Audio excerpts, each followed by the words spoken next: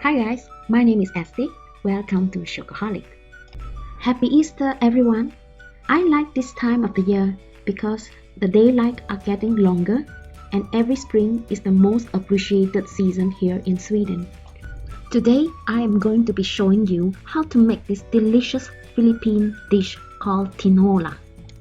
Tinola is a soup-based dish served as an appetizer or main entry in the Philippines. Traditionally, this dish is cooked with chicken and wedges of green papaya and leaves of seedling labuyo chili pepper in broth, flavored with ginger, onions, and fish sauce. After tasting this dish, I felt like this dish is quite similar to the Singapore Hainanese chicken rice.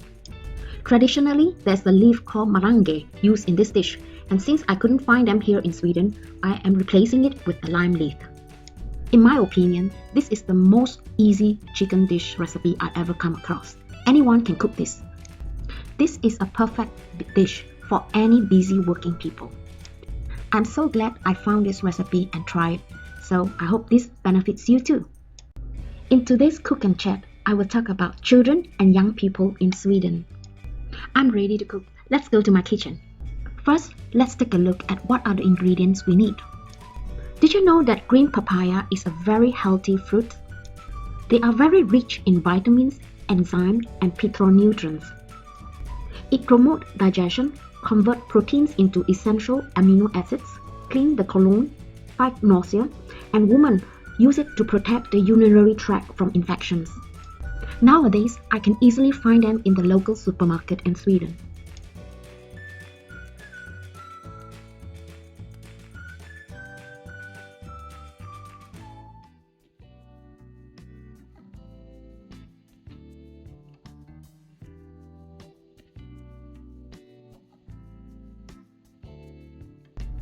After living in Sweden for so many years, I started to observe there are a lot of benefits for children to grow up here. The Swedish law ensures that children are well protected and their rights are defended. Sweden is the first country in the world making beating and spanking on children a criminal offense. These days, 74% of the children under 18 years old live with both their birth parent, while 27% live with their stepfather or their stepmothers. In my case, as a divorcee, my daughter lived with me 2 weeks in a month and 2 weeks with her dad. Being a single parent is never easy. Fortunately, the rough time was over and now I'm back on my feet. Her happiness is very important to me, and we try to spend as much as quality time together when we meet. There's one thing I love most is the free schooling. As a resident of Sweden, you don't have to worry about putting money aside for children's education. Children between 6 to 19, they can enjoy education for free, and they even get free lunches. On top of this, the government provides each child additional monthly child allowance. The monthly allowance is approximately 1,050 kronor per month per child. This enables to help parents to provide help and care for their kids. Healthcare and dental care is also essentially free in Sweden until the age of 20. I think the kids here are very fortunate. Besides free healthcare, they also enjoy long school holidays. The summer vacation is approximately 10 weeks long, starting from mid-June.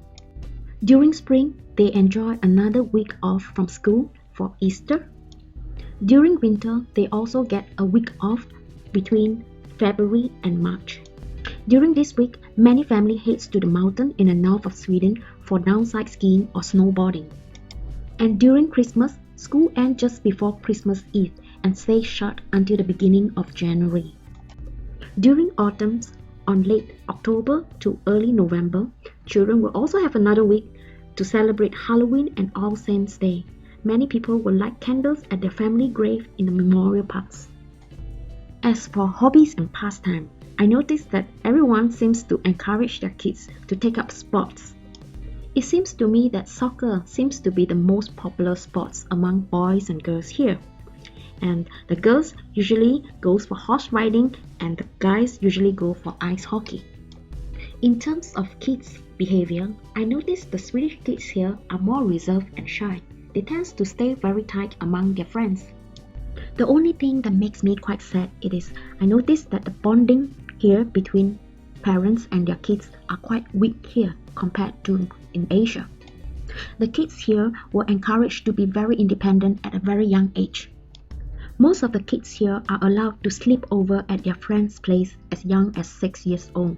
And because their relationship with their friends is so close, some parents often feel neglected. The average age for a kid to move out from the family is between 20 to 21. The young people here are very mobile. Sometimes they are forced to move to another town to seek job. And when that happens, this means that parents only get to see their kids a few times a year if they're lucky. Emptiness is never easy to cope. Eventually, parents must learn how to let go of their kids and get their life on their own. To me, this is not at all a bad idea either.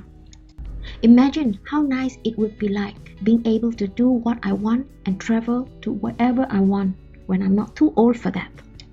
Now the chicken are ready to be served. Let me have a taste. I personally feel that this is an awesome stew for a nice cold fall and winter day. Overall, we like this dish very much. I like the aroma from the lime leaf, the tenderness from the chicken, and the green papaya is not too soft. The broth was full of flavors and we end up licking our plate. Do give this recipe a chance and let me know what do you think about this dish.